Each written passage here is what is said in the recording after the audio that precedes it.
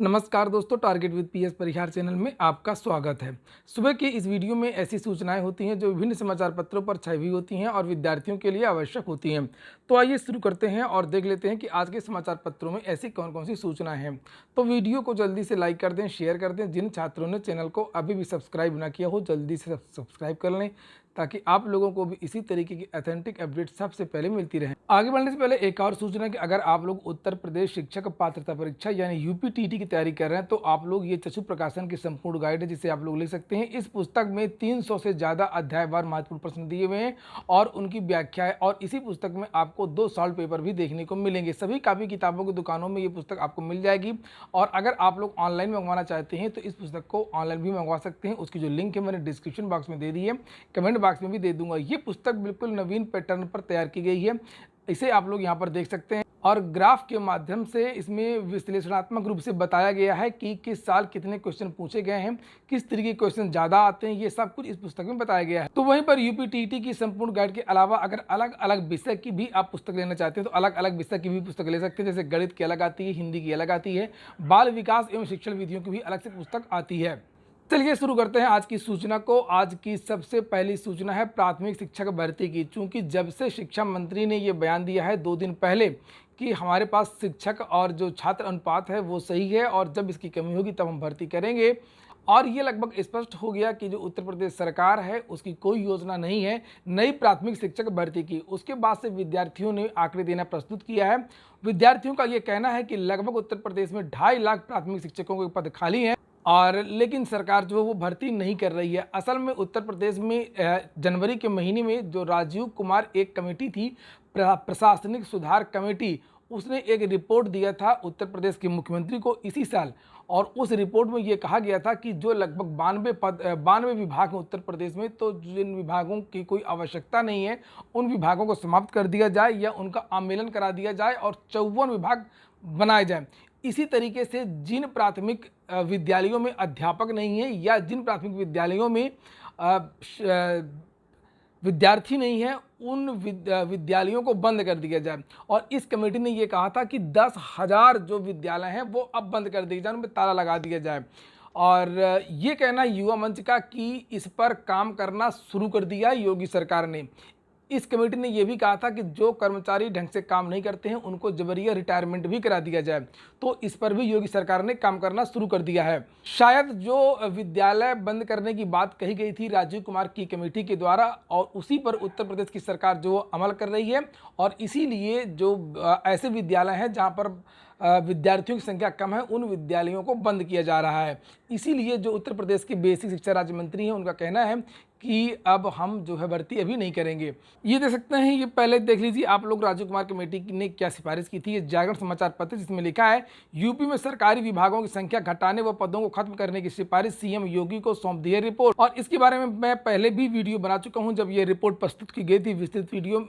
यहाँ पर नीचे लिखा है कि पूर्व मुख्य सचिव व रेरा अध्यक्ष राजीव कुमार की अध्यक्षता में गठित कमेटी ने विभागों का पुनर्गठन करके 95 से लेकर के 54 करने की न्यूनतम छात्र संख्या न होने पर 10,000 से अधिक परिषदीय प्राथमिक विद्यालयों को बंद करने और अनुपयोगी पदों को खत्म या कम करने के सुझाव दिए हैं। इसी क्रम में जो है प्रधानाचार्य का जो पद है वो उत्तर प्रदेश में समाप्त कर दिया गया है। ये देखिए लिखा है कि न्यूनतम 30 छात्र भी न होने पर 10,000 से अधिक प्राथमिक विद्यालयों को बंद करके वहां तैनात शिक्षकों को दूसरी जगह स्थानांतरित करने तथा संबंधित छात्रों को पास के प्राथमिक या निजी स्कूलों में प्रवेश दिलाने की संस्तुति की गई है। उपयोगी न होने से सिंचाई विभाग के भी 10,000 पद खत्म करने की बात कही गई है। जल निगम में चतुर्थ श्रेणी, तो इस तरीके की बहुत सारी बातें इस कमेटी ने कही थी। इसी क्रम में कल युवा मंच ने एक स्टेटमेंट जारी की है जिसे आप लोग यहाँ देख सकते हैं कि उत्तर प्रदेश में प्राथमिक विद्यालयों के 2016-17 की एक लिस्ट है, मैं भी आपको दिखाऊंगा।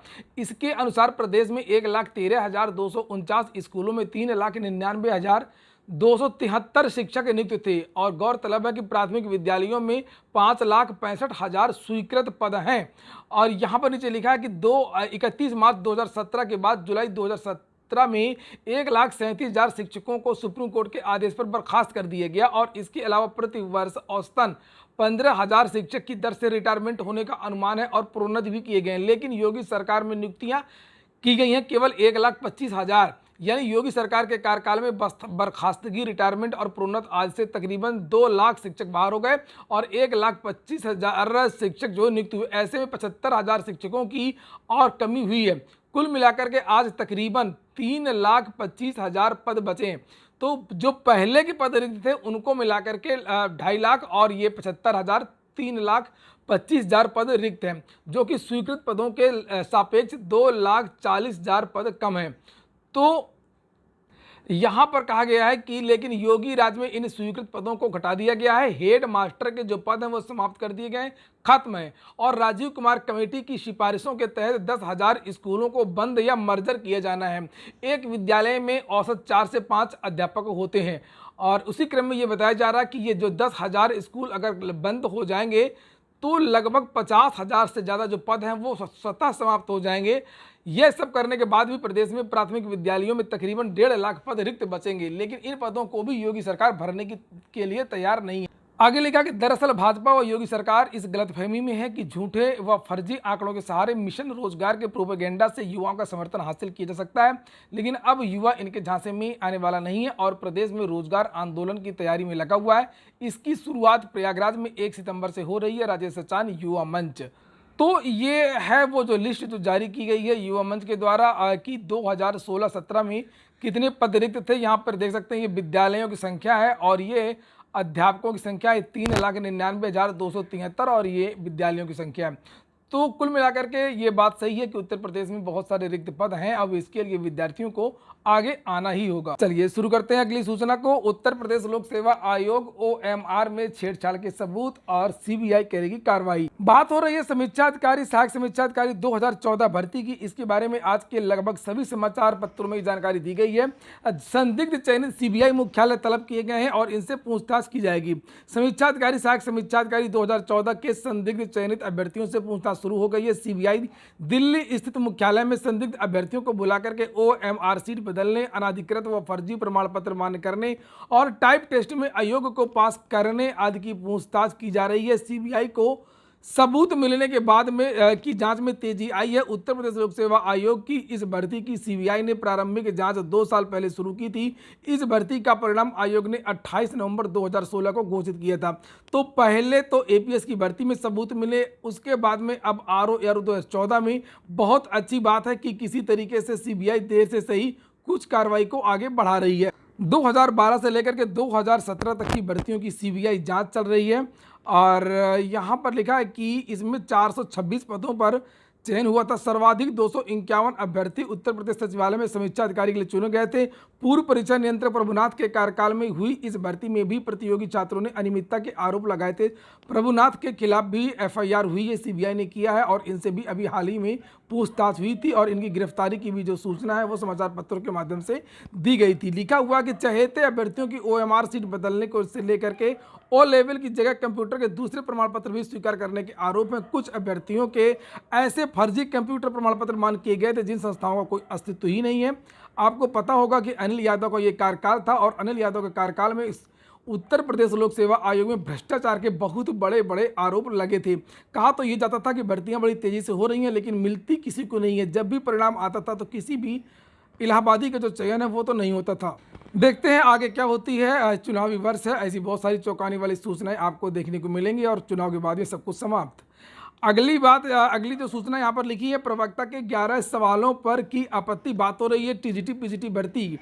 सहायता प्राप्त माध्यमिक विद्यालयों में प्रवक्ता नागरिक शास्त्र की भर्ती के लिए 18 अगस्त को पहली पाली में आयोजित 11 प्रश्नों पर प्रतियोगी छात्रों ने आपत्ति की है। छात्रों का कहना है कि बुकलेट सीरीज A के प्रश्न संख्या 2 किसका कथन है, तो इसके बारे में पूरी लिस्ट है। कल हिंदी के बारे में परसों जानकारी मिली थी और बहुत सारे विषयों के बारे में भी विद्यार्थियों ने आपत्ति जताई है। इतिहास में भी बहुत सारे विद्यार्थियों ने आपत्ति जताई है, भूगोल में बहुत सारे विद्यार्थियों ने आपत्ति जताई है और यहाँ पर भी अलग दूसरा समाचार पत्र है। यहाँ पर तो पूरी लिस्ट दे दी गई है कि किस किस प्रश्न में कौन कौन सी गलतियाँ हैं, उनका सही उत्तर क्या। देखिए प्रश्न संख्या 2, प्रश्न संख्या 6, प्रश्न संख्या 14 बुकलेट सीरीज A की बात है, प्रश्न संख्या 43, प्रश्न संख्या 45, प्रश्न संख्या 70, प्रश्न संख्या 68, प्रश्न संख्या 77, प्रश्न संख्या 94। तो इस तरीके से पूरी की पूरी जो लिस्ट है वो समाचार पत्र के माध्यम से यहाँ दिखाई गई है। तो इस तरीके की गलतियाँ आखिरकार लगातार क्यों होती हैं चयन बोर्ड के द्वारा। वहीं पर एक गुड न्यूज है कि तीसरी लहर की आशंका अब ना के बराबर। आईआईटी कानपुर के वैज्ञानिक का दावा। यूपी, बिहार, दिल्ली जैसे राज्य कोरोना से मुक्ति के करीब हैं। कोरोना का कहर झेल रहे देश के लोगों के लिए राहत भरी खबर है कि कानपुर आईआईटी के वरिष्ठ वैज्ञानिक पद्मश्री प्रोफेसर मणिंद्र अग्रवाल ने दावा किया कि संक्रमण की तीसरी लहर की आशंका अब ना के बराबर है। इसकी मुख्य वजह यह है कि बड़ी संख्या में टीकाकरण हुआ है। वहीं पर आज जारी हो जाएंगे संस्कृत विद्यालयों में जो भर्ती होने जा रही है संविदा पे। लिखा है बात हो रही है देखिए प्रयागराज की, और सभी जिलों से भी ये जो विज्ञापन है वो निकलेंगे। जिले के संस्कृत विद्यालयों में प्रधानाचार्य व सहायक अध्यापक के 128 पद रिक्त पड़े हैं। अशासकीय संस्कृत महाविद्यालयों में रिक्त पदों पर स्थायी नियुक्ति होने तक 21-22 और 22-23 के लिए प्रधानाचार्यों और शिक्षकों की मानदेय पर भर्ती होने जा रही है। जिला विद्यालय निरीक्षक की ओर से सभी संस्कृत विद्यालयों के प्रबंधकों को पत्र जारी करते हुए 23 अगस्त को, आज की डेट है 23 अगस्त को, अनिवार्य रूप से भर्ती के लिए विज्ञापन जारी करने के निर्देश दे दिए गए हैं। तो अब आपको यहाँ भी भर्ती देखने को मिलेगी, लेकिन संविदा पे। अगली सूचना है उत्तर प्रदेश दरोगा भर्ती की। 24 तारीख को इस केस की सुनवाई होनी है और देखते हैं कि क्या होता है। ये जो केस है वो उम्र सीमा को लेकर के है और बहुत सारे छात्रों को उम्मीद है कि इन विद्यार्थियों के पक्ष में ही फैसला आए, और शायद यही वजह है कि उत्तर प्रदेश पुलिस भर्ती प्रोन्नत बोर्ड जो है वो अभी परीक्षा की तारीख की घोषणा उसने नहीं किया है। अगर फैसला जो विद्यार्थियों के पक्ष में आता है तो इसकी जो पुनः आवेदन लिए जाएंगे और थोड़ा सा इस भर्ती में और भी देरी हो सकती है। बीटीसी पुनर्परीक्षा में उत्तीर्ण अभ्यर्थियों के मामले में जवाब तलब किया गया था। बैक पेपर के विद्यार्थी थे। आवेदन की लास्ट डेट तक इनका जो रिजल्ट है वो नहीं आया था, इसलिए इनका जो आवेदन है वो निरस्त कर दिया गया है और ये विद्यार्थी कोर्ट में पहुंच गए थे और अब इस मामले में सरकार को जवाब तलब किया गया है। पीजीटी के बारे में एक अन्य समाचार पत्र में भी बताए गए उन क्वेश्चनों के बारे में, ये देखिए यहाँ पर साफ है, आप लोग इसका स्क्रीनशॉट भी ले सकते हैं कि किसका कथन है। किए गए निर्णय विभिन्न विकल्पों के चुनाव की एक सरलतम विधि है, तो ये सब आप लोग अपना चेक कर सकते हैं। अगली सूचना है उच्चतर शिक्षा सेवा चयन आयोग की। लिखा है कि उत्तर प्रदेश लोक सेवा आयोग की राह पर उच्चतर शिक्षा सेवा चयन आयोग विज्ञापन संख्या 50 की जो भर्ती निकली हुई है वो बहुत जल्दी कंप्लीट हो जाएगी और इनका जो नियुक्ति पत्र है वो भी बहुत जल्द दे दिया जाएगा। लिखा है कि उच्चतर शिक्षा सेवा आयोग ने अशासकीय सहायता प्राप्त एडेड डिग्री कॉलेजों के लिए विज्ञापन संख्या 50 के तहत असिस्टेंट प्रोफेसर पद की भर्ती निकाली है।